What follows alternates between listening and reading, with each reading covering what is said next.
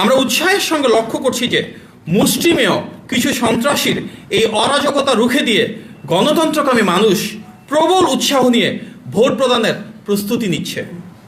অনেক জায়গায় টাকা দিয়ে ভোট কিনতে গিয়ে সেই দলের দুর্বৃত্তরা জনতার প্রতিরোধের সম্মুখীন হচ্ছে।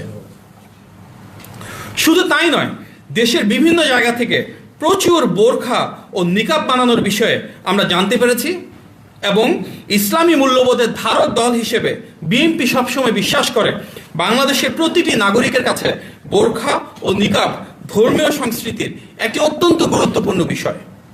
আমরা অবশ্যই নারীদের আব্রু ও পর্দার ব্যাপারে সর্বোচ্চ শ্রদ্ধাশীল, কিন্তু ইসলামী সেই পোশাককে অপব্যবহার করে কেউ যদি মিথ্যা পরিচয়ে জাল ভোট দেওয়ার চেষ্টা করে তাহলে সেটিকে প্রতিরোধ করতে হবে।